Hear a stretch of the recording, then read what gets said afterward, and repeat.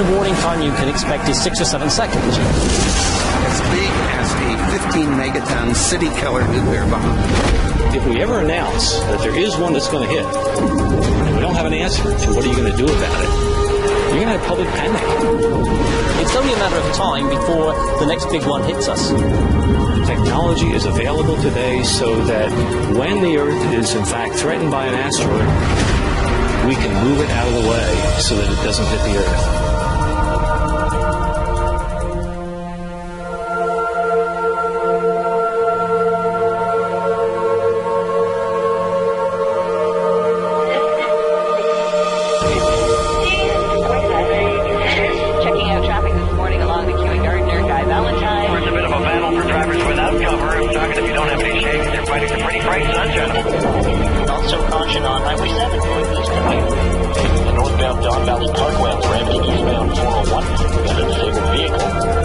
June the 14th, 2002. It was just another busy workday with all the usual hustle and congestion. With all the close calls and near misses that people all over the world have come to accept as the normal level of risk in everyday life. But on that day, high overhead and behind the sun, what no one saw coming, what no telescope on Earth was able to see against the blinding light, was an asteroid big enough to destroy an entire city. From behind the sun, asteroid 2002 MN came hurtling towards Earth, faster than a speeding bullet. It shot past, less than a third the distance to the moon, and nobody saw it, until 3 days later, when the rock emerged from Earth's shadow into the night sky, going away. It looks like the Earth just dodged a bullet. Actually, it was an asteroid. Scientists say it blew by last week, at a distance they describe as a close shave. The airline industry would call this a near miss. Scientists who study asteroids and comets called it a problem. The threat of asteroid impacts on the Earth is very real. We know that throughout history this has happened. The craters we see on the moon are examples of the kind of impact history that the Earth has had. But it also happens very rarely. So it's a very unusual kind of hazard. It's a hazard in which the risk in any one year is very low, but it does happen, and if it really did come about on our watch, it could end civilization. These cosmic bullets originate on the far side of Mars, in the main asteroid belt, where a bracelet of celestial debris circles the Sun. Millions of rocky fragments, building blocks of a planet that never quite came together when the solar system was formed. What's often depicted as a busy cosmic junkyard is actually more like a big empty speedway. The rocks are far apart and moving very fast, ranging in size from pebbles to boulders to rocks the size of Mount Everest. Occasionally, the tug of Jupiter's enormous gravity drags an asteroid off course, causing it to crash into another asteroid.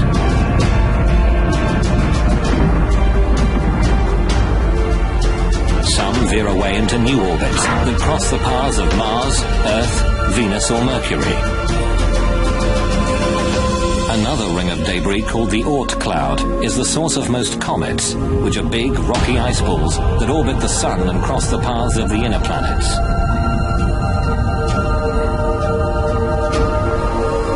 All the inner planets and our Moon bear the scars of numerous asteroid and comet impacts. We do get hit all the time by pieces of debris from asteroids and comets. In fact, 40,000 tons of cosmic debris plummets into the atmosphere every year. We see them every night as shooting stars.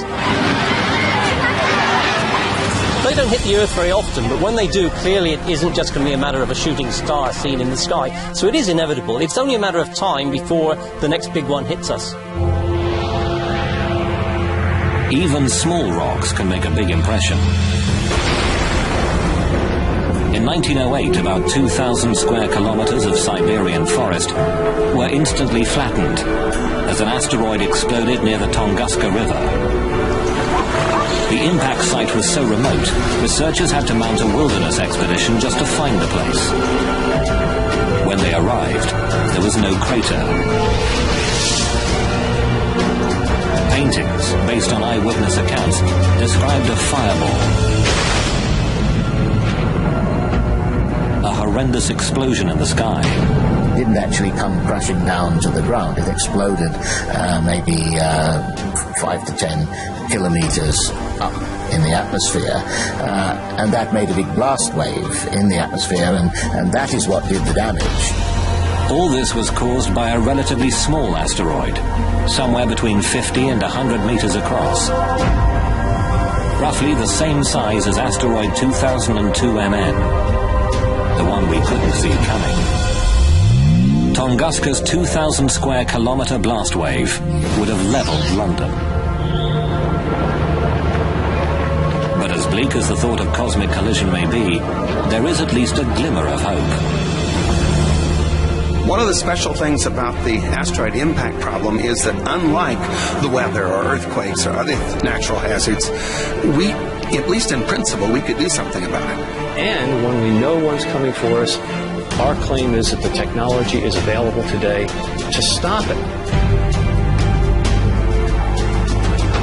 On the Earth, we've got active geology, we've got volcanoes, we've got earthquakes, we've got continental drift, we've got rain, we've got wind, we've got storms, we've got snow. All of those things erode away craters, and that, in some ways, actually fools us into thinking that, indeed, the Earth doesn't get hit as often as it actually does.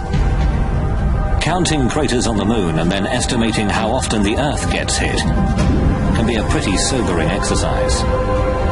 One scientist who made that kind of calculation was astronomer Ernst Oppig, who published his impact estimate back in 1951. The general public, however, paid little attention to the science or the implications. But one individual who did take the issue to heart was Lembit Oppig, the astronomer's grandson, who got himself elected to Parliament. My grandfather is the reason why I carried on in politics, what he initiated in science. In essence, he was a pioneer. He saw the danger of asteroid and cometary impacts with the Earth, and he had the courage to speak up about them. And he did that at a time when it wasn't really taken seriously, in the 1950s and 1960s. After years of pushing and prodding, Lembit Oppig convinced the British government to commission a comprehensive scientific study of the asteroid and comet threat. The expert conclusion was, the threat is indeed real. Now, the government has set up a task force to examine the risk of an asteroid hitting the Earth. Still, skeptical politicians might want to get on the bus and take a trip to the Natural History Museum. Ask any schoolchild who's been there recently, and you'll hear a fascinating and truly scary tale about what happened to the dinosaurs. The dinosaurs were alive here. They were dead when the sediment was deposited, and this layer is one of the most unique layers in Earth history. In 1980, the discovery of iridium beside a layer of clay which marked the end of the age of dinosaurs led Lewis and Walter Alvarez to publish a theory that a huge asteroid or comet had hit the Earth 65 million years ago and wiped out the dinosaurs.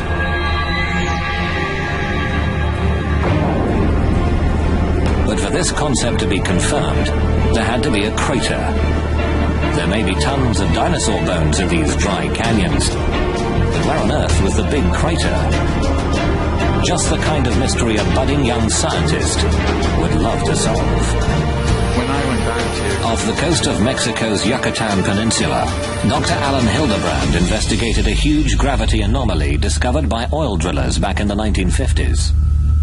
Put that together with a semicircular magnetic anomaly, and you get a massive crater, 180 kilometers across, near a little village called Chicxulub Pueblo.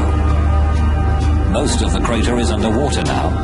Erosion and continental drift have covered the visible evidence. But 65 million years ago, this was ground zero.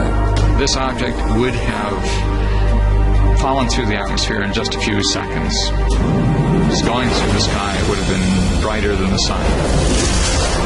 As soon as it contacts the surface of the shallow sea in Chicxulub, of course, it starts propagating the shock wave down into the planet, and it keeps pushing into the planet, and it only gets stopped maybe about 30 kilometers down. The pressure wave would have traveled around the entire planet in the atmosphere. You could have heard the impact on the other side of the planet.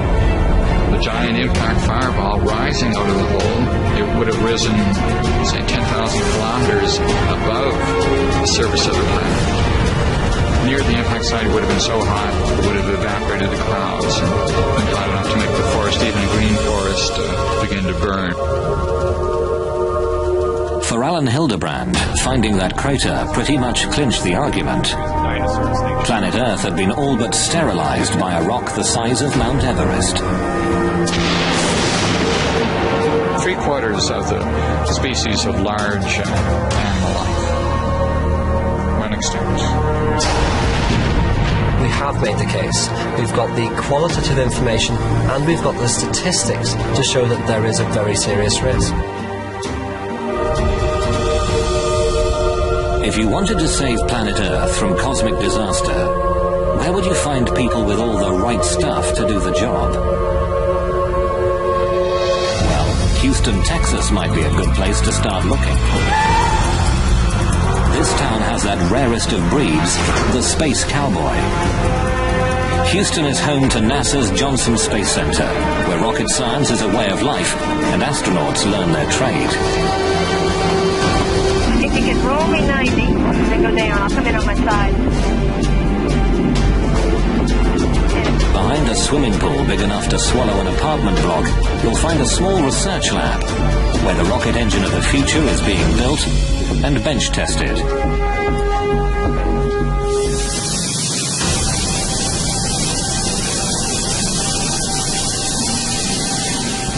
Yeah.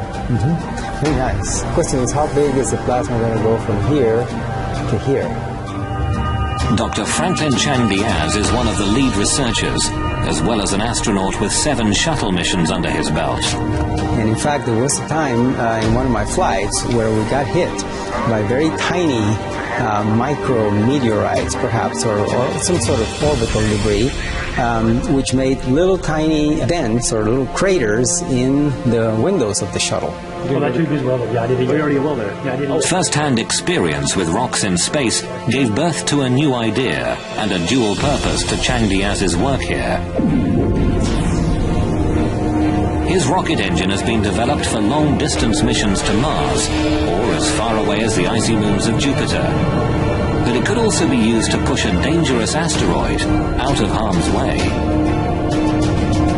I am concerned enough to think that we need to not waste time arguing about it as to whether it's real or not. I think we need to move ahead and do the demonstration, because even if this is a threat which has a very low probability, all it takes is one, and we are history.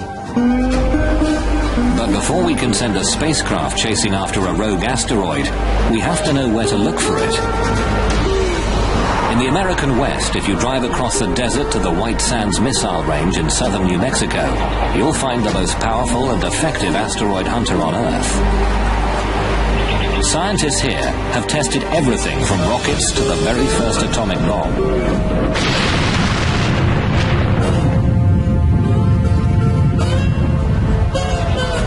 Today, across the valley floor from the Trinity bomb site, the US Air Force has installed one of the world's most advanced telescopes. This state-of-the-art technology was developed by MIT's Lincoln Laboratory as part of the Star Wars anti-missile defense system.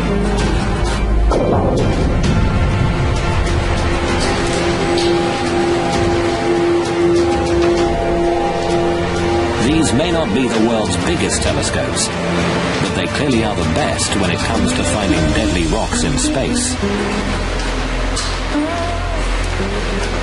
This is LINEAR, the Lincoln Near-Earth Asteroid Research Facility.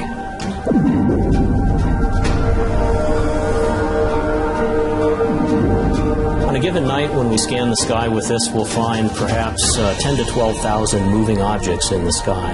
Now, most of those are main belt asteroids, and as such don't represent any danger to Earth. But on the other hand, something like half of those will be brand new discoveries, and buried in there will be one or two near-Earth objects. Because the Earth rotates, the sky is always moving overhead. To get a clear picture of an asteroid, you have to make the sky stop moving. And you do that with a telescope that can track or follow the stars. This way, you can take time-lapse pictures that isolate the blur of fast-moving asteroids against a crystal-clear sky. It then records these pictures like a TV camera on a computer chip that has 20 times more detail than the picture you're now watching. The linear computer deletes previously known stars and planets, leaving a less cluttered time-lapse sequence of the new discoveries. At the end of each night shift, Linear's thousands of new discoveries are emailed to the International Astronomical Union's Minor Planet Center at Harvard University. A team of only 3 scientists must cope with the avalanche of new sightings, searching for potentially hazardous asteroids or comets. Computers make a rough calculation of an asteroid's orbit, but it's up to Brian Marsden to estimate the level of risk. They may be reporting 50 or 60,000 observations from one night, and it takes a while to get through that. But so we look first at the fast movers and see if there's anything interesting there. H is equal to sine delta. We do sometimes get close to 70 or 80,000 observations a day, almost one per second. There are some days when we effectively have one observation per second.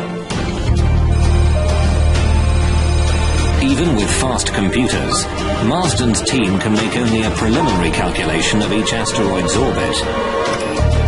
5 shots in one night cover only a tiny segment of an asteroid's orbital path. You can't solve for the orbit completely from that, but the fact that you're seeing motion over a half an hour or an hour, something like that, does allow us to get a partial solution for the orbit. Refining the orbit gets complicated. When 2002 MN shot past, its trajectory was warped by Earth gravity. And scientists at NASA's Jet Propulsion Laboratory in Pasadena, California, had to add that to their calculations. Here's an animation I put together of the asteroid last year, which was discovered after it passed by the Earth. An elite team of mathematicians and celestial mechanics is now working full-time on a computerized warning system. Our orbit animation, you can see how when it returns out to the asteroid belt, the close approach to the Earth has changed its orbit, and it's no longer returning to the same place it started. Because 2002 MN will circle around the Sun and come past us again, the NASA Orbital Mechanics team will have to adjust the calculation in order to know whether it will ever pose a danger to Earth at some point in the future. So here we've zoomed in on the Earth-Moon system and we're looking down. You can see how close it came to the Earth. It went over the top. And how you can actually even see the bend in the trajectory. So it's a great example of how a close approach to the Earth, or in fact any planet, can be used to, or can change, significantly change in orbit.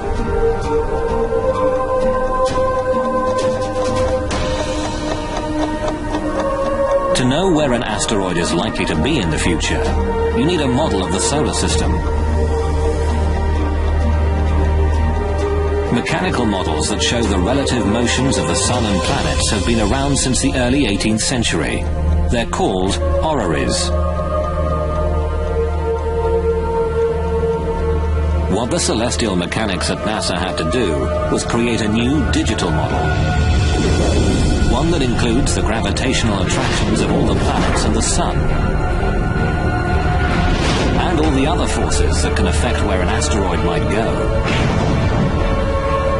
Compute what forces are acting on this particular asteroid from all the planets and many of the minor planets in the solar system, and then we can actually trace the motion of that object around the solar system for hundreds of years.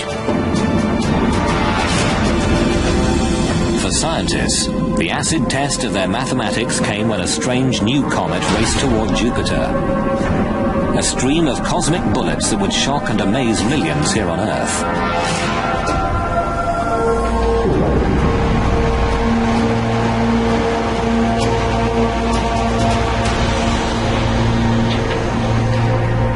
In the spring of 1993, the eyes of the world turned almost in unison towards a doomsday rock like no other. From the far side of the solar system, it flew in a death spiral toward the largest planet. Gene Schumacher, his wife Carolyn, and their colleague David Levy had discovered an odd-looking streak of light that turned out to be a fractured comet. 21 large chunks of icy rock and cosmic dust heading towards Jupiter. We knew we had something very unusual. It was so unusual we were a little unsure just what we were dealing with. NASA asked Paul Chodas and his team to calculate the orbit and predict whether this new comet would actually hit Jupiter. It started off at 60%, and before long it was 90%, and this was a year before impacts. As the impacts approached, we continued to predict not just the impact probability, which went very high, but where and when the comet fragments would hit the planet. And it was a prediction months in advance, and as we got closer and closer to the impacts, I kept wondering, well, is the math right? Will this actually happen the way it was predicted? A giant comet is on a collision course with Jupiter. Everybody on Earth who was paying any attention wanted to see if the comet would actually hit Jupiter. We have liftoff of the Space Shuttle Endeavour on an ambitious mission to service the Hubble Space Telescope. NASA's Hubble Space Telescope set its sights on the planet, and the pictures of what happened next were truly stunning.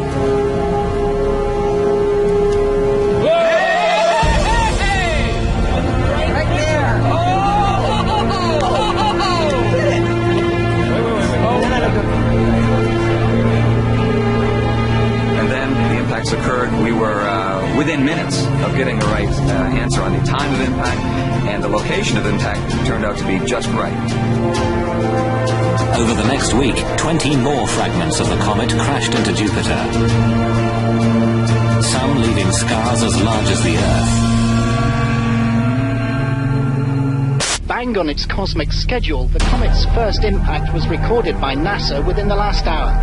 Fragment G slammed into Jupiter, releasing an amount of energy equivalent to about 6 million megatons of TNT. In the wake of SL9, a group of concerned scientists gathered in Italy for a brainstorming session. They created a brand new international organization called the Space Guard Foundation to promote the discovery and study of near-Earth objects. Some people imagine that there are lots of astronomers out there scanning the sky looking for incoming comets and asteroids, and that, of course, is not true. In fact, until recently, there was hardly anyone out there looking. It's going to glow for about a half an hour and set everything on fire around you. But whose job is it to defend planet Earth? Weapons scientists from the United States and Russia had already held a series of meetings and came up with their own ideas about how to deal with the impact threat. Well, you blow off some material, you get a reaction, and it's perfectly good. The military establishment under Star Wars had created a whole lot of devices, or at least concepts, for weapons in space and devices in space. And in the early 90s, when the Star Wars program was looking a little bit iffy, I think there was some motivation for them to try to apply their technology to this newly discovered hazard from asteroids and comets. The military approach to the problem proved to be controversial. The notion of sending nuclear weapons into space generated an immediate backlash. Edward Teller was proposing that we blow up an asteroid to show that we could protect the Earth, and I thought that was a pretty crazy idea. Blowing up an asteroid with a big bomb has a lot of problems associated with it, violating treaties, taking a single asteroid and making a swarm of smaller asteroids. It seemed like it was more of an interest in bombs comes than it was a serious interest in defending the planet. For NASA, on the other hand, NASA obviously is the natural agency to discover the threat and the objects, but they say, no, planetary defense, that's a military obligation and not an obligation of NASA. Not NASA, not the military. Just when it seemed planetary defense was nobody's job, a tiny speck in the sky would set off doomsday alarms around the world.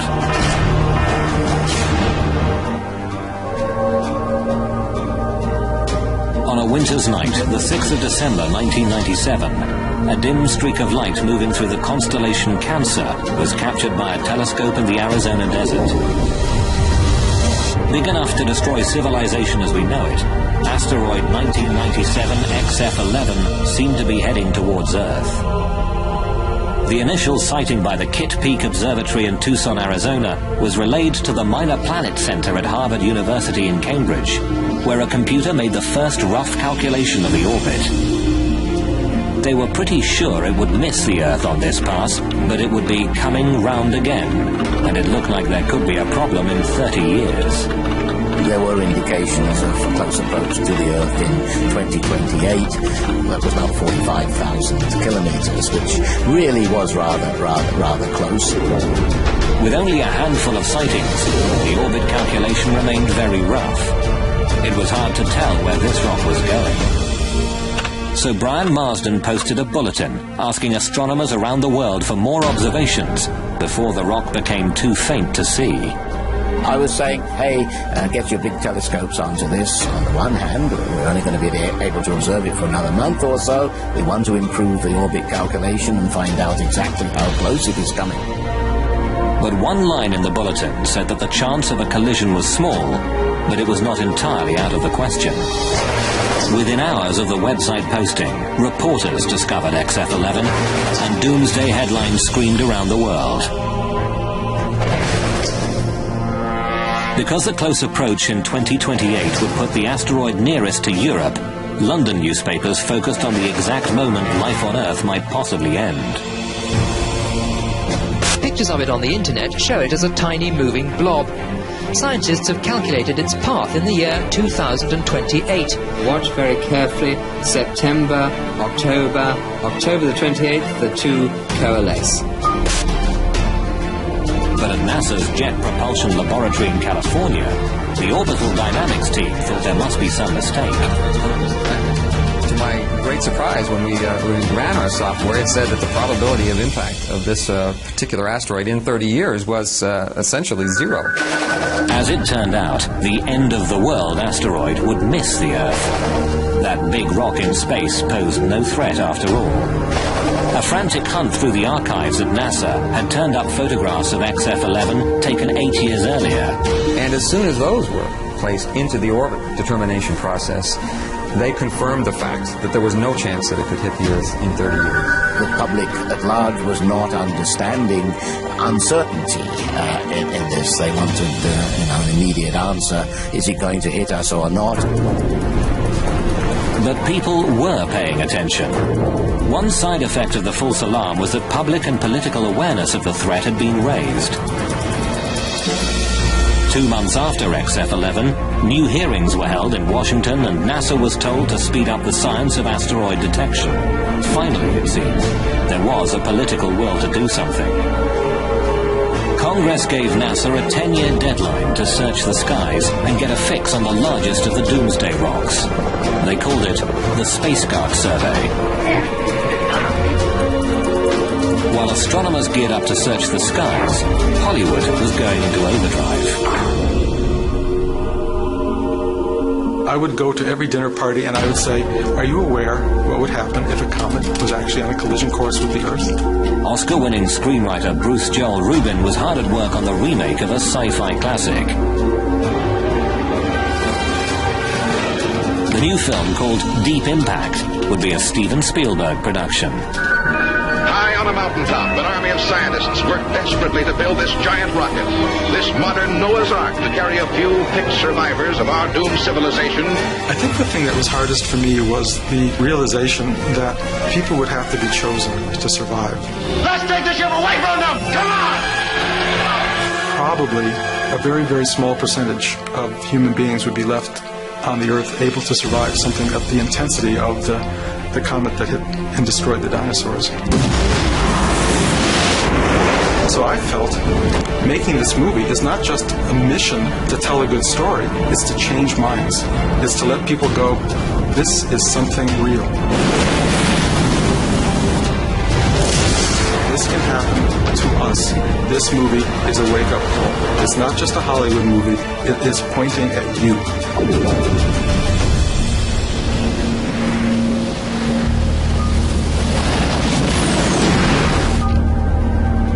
As Hollywood released Deep Impact, telling the world in no uncertain terms that cosmic collisions were no longer just a cosmic joke, real-life professional asteroid hunters were making movies of their own. But instead of using cameras, they worked with delayed Doppler radar. Take the same technology behind a police radar system, jump the power to 400,000 watts, and you've got NASA's Deep Space Network, with huge multi-dish systems, like the Goldstone tracking station in California's Mojave Desert. This is the main room of the pedestal of DSS-14. The first time radar astronomer Stephen Ostro bounced a signal off a rock in space, a wobbling blot of pixelated data bounced back. What looks like digital gibberish spoke volumes to Steve Ostro. Radar really does three things at once. One, it works at long wavelengths, so you're sensitive to structure on large scales and metal concentration. The other is you can make pictures. And you can't do this from the ground in any other way. You make pictures of objects, and then we take a sequence of pictures, and we go through a computational process to produce the 3D models. That's the second thing. The third thing is that it makes very precise measurements of distance and speed. When the 1,000-foot radar dish at Arecibo in Puerto Rico bounced a beam off an asteroid called Castalia, the data was translated into a 3D computer model. The very first radar movie showed how Castalia spins and revealed that it was actually two massive chunks of rock held together by weak gravity. Every time they made the trip to Goldstone for a new radar target, Ostro and his team were like kids reaching into a box of chocolates. They never really knew just what they would find. Asteroid Cleopatra, shaped like a dog bone, was roughly the same size as the state of New Jersey and was made almost entirely of metal. Echoes from asteroid Tutatis produced images of a rocky, cratered surface and a wobbling, tumbling spin. Every single one of these objects that we've made a shape model of is very different. This is Tutatis. From a telescopic smudge of light to a 3D shaped model, radar gave them physical details and the first clear idea of what asteroids are really like. In the year 2000, the radar movie crew developed a dark and mysterious new image. Asteroid 1950 DA. A big rock that gave everybody a bit of a shock. Once we got the radar data, we began the normal process of just seeing how far in the future we could predict this thing before the uncertainties in the orbit blur out. And in this case, we could go over 880 years into the future. And what was startling about that case was the impact probability turned out to be non-zero. Non-zero means there is a chance this rock could hit us. On March the 16th, in the year 2880, 1950 DA will cross the Earth's orbit. Will it hit us? The odds? 1 in 300. If 1950 DA does hit the Earth, the most likely point of impact would be at sea. Of all the big asteroids discovered thus far, this is the most dangerous one we know. Eric Asfaug and Stephen Ward have created a computer model of the impact. Yeah, it's kind of funny how this started. It was with the movie Deep Impact, and I was getting phone calls, lots of people getting phone calls about the movie, whether it was accurate, the big cresting tsunami coming across. The concept here is that this asteroid, which is about a kilometer across, will hit the ocean at 17,000 miles per hour, and it'll blow a hole in the ocean about 19 kilometers across and all the way to the bottom. And so when this huge hole of water gets blown into the ocean, the water will run back in again, and it overshoots, and it collapses and overshoots many, many times, and each time it pumps out a wave. So it starts out hundreds of meters high, comes ashore on the coast of North America at about 50, 60 meters, up toward Canada, Grand Banks, it's about 40 meters. 20 meters here in the coast of South America, and about 15, 20 meters all the way over to Europe. These waves would run inland about 4 kilometers. So pretty much everything within 4 kilometers from the beach would be covered up repeatedly. And so we'd pretty much be wiped away like you're scrubbing the floor. You know, just scrub like this, and it's pretty much we'd all be carried back out. In February 2001, a NASA spacecraft called Near Schumacher made the first ever landing on a chunky, pockmarked rock named after the Greek god of love. Asteroid 433 Eros is 33 kilometers long and 13 kilometers wide, one of the largest near-Earth asteroids. The pictures were spectacular. The data will take years to process. Proving that they could land on an asteroid was a major achievement, but in the end, they still don't know much about what's inside. How dense? How tough? How brittle or crumbly is it? What would happen if they gave it a good shove?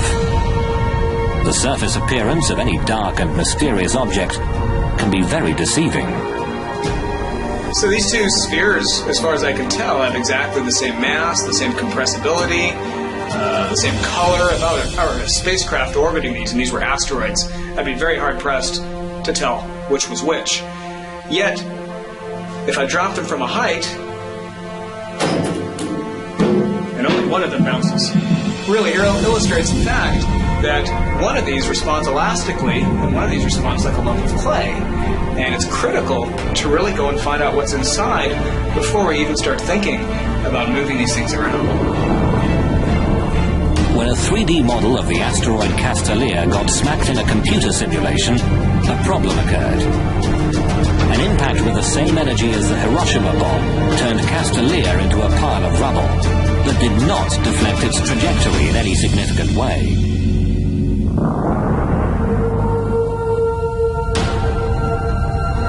But there are other ways to apply force to deflecting an incoming asteroid.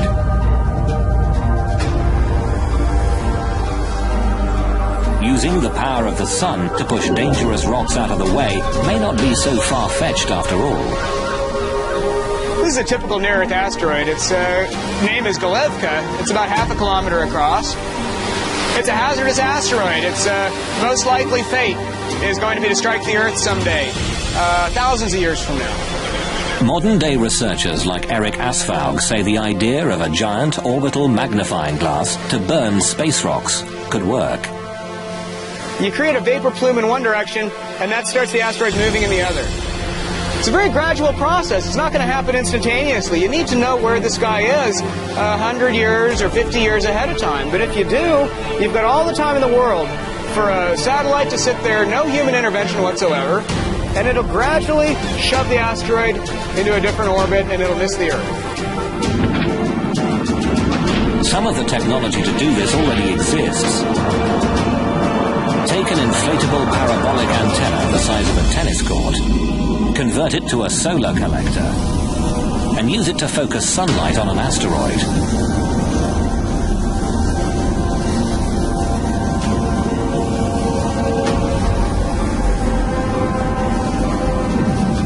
The Russians have built and are testing a giant sail that captures the minute pressure of sunlight. Just attach the sail to an asteroid and let the rock hitch a ride to someplace else.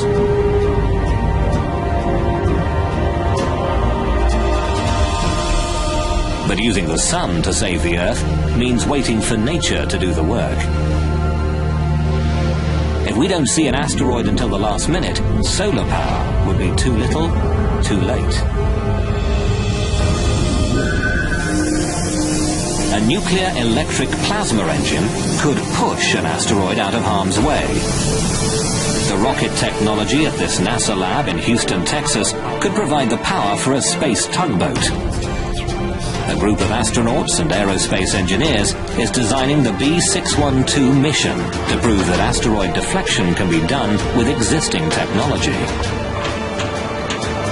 These are rockets that have very tiny amounts of thrust, but they are so frugal in the use of propellant that we can keep the rocket going for periods of the order of a year. Building a better rocket engine is only the first step. Figuring out how to latch on to an asteroid, point it in the right direction, and push without losing control is the really tricky part. After years of research, NASA finally had it, the first complete draft of a plan, a demonstration mission, to save the planet.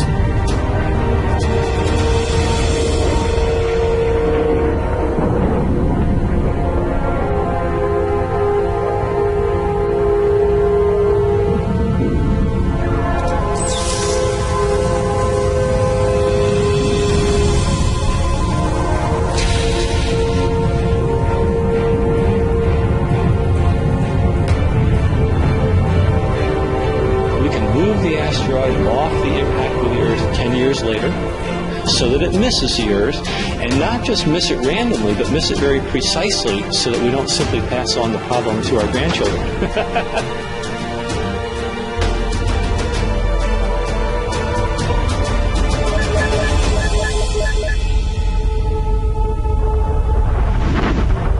Midway through 2003, the Space Guard survey had reached the halfway point. A little more than half of the kilometer-sized near-Earth asteroids had been located, and the news was mostly good. For the 60% that we have already found, I can tell you that there is not a single one that poses a danger. For the 40% that we have not yet found, I can tell you nothing. One could hit tomorrow. Not very likely, but until we found them and cataloged them, we won't know. But finding the really big asteroids, those 1 kilometer monster rocks capable of ending human civilization, is only the first part of the challenge. There are an estimated 50,000 smaller asteroids that are big enough to cause tidal waves or destroy vast regions of the Earth.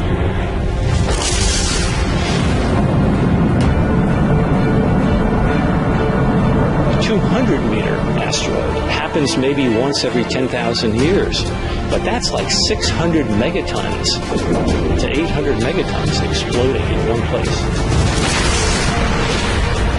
Recall the small 60-meter rock that exploded over Siberia in 1908? Well, even though it could have destroyed a city like London or New York, rocks that small are not included in the current Space Guard survey, meaning no one is officially looking for them. Which, of course, is the same thing as saying that chances are enormous that a Tunguska-sized object will find us before we even see it coming, as happened in 1908. That is likely to happen nowadays, that we won't see it coming. There has been talk of expanding the search to include smaller asteroids. It'll take more and bigger telescopes and, of course, more money. But until we do, we'll have no idea where those city-killer rocks are.